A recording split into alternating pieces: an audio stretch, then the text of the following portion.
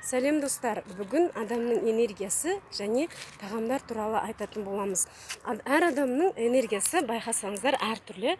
Кейбір адамдар табиғатынан белсенді, активті болса, кейбір адамдар бір пассивті болып жүреді. Не себепті деп ойлайсыздар? Ол адамның энергиясының болуы үш нәрсеге байланысты. Біріншісі тұқымнан беріледі, яғни сіздің әке-шешеңіз қандай, ата-бабаларыңыз қандай, сізге солардың мінезі беріледі. Одан кейін екіншісі, ол біздің жеген тағамға байланысты. Яғни қандай тағамдар жейміз, сондай бізде сондай боламыз. Үшіншісі, ол жұтқан ауаға байланысты. Яғни ауаны біз қаншалықты жұтамыз, қаншалықты таза ауа жұтамыз, қаншалықты жаттығулар жасаймыз, яғни сжигание кислорода, яғни біздің бойымыздан таза ауа қаншалықты жүреді, соған байланысты энергия пайда болады. Енді осы жерде біріншіге тоқталып өтсем, біріншісі ана айтып өткендей ата-бабадан берілетін энергия. Көбіне біздің әке-шешемізден беріледі мінездеріміз.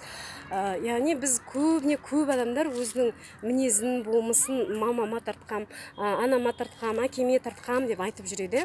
Бірақ сол мінез болмысты да өзгертуге болады екен. Оны өзгертудің жолы ол медитация және аффирмация және ассоциация. Бұл туралы бізге үйреткен Ахметбек ағай болатын. Жақында осы мінезді өзгертудің төте жолы, яғни болмысты өзгертудің шынайы жолы кемелденген тұлға атты күшті бір айлық өте курс басталады. Соған тіркелсеңіздер, сіздер міндетті түрде осы туралы біраз мағлұмат алатын боласыздар. Сол жерде айтатын біраз нәрселер айтылады. Келесі түр жаңа айтқандай, ол тағамдарға байланысты. Негізі адамның тағамдары үш түрге бөлінеді. Невежество, страсти, благости. Тағамдардың өзі сондай түрге бөлінеді екен. Мен қазақша кішкене былай тікелей айтып тұрмын сіздерге.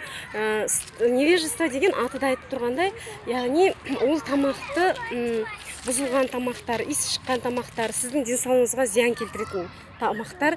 Келесі страсти деген ол тағамды жеген сайын жей бергіңіз келеді. Үшіншісі ол благости, ол тағамды жегіңіз келмейді, бірақ ол тағам денсаулығыңызға пайдалы тағамдар. Енді бұның ішінде тағы тағамдардың түрлеріне мен тағы да толық келесі видеода тоқталатын боламын. Қазір балам кішкене кедергі етіп тұр.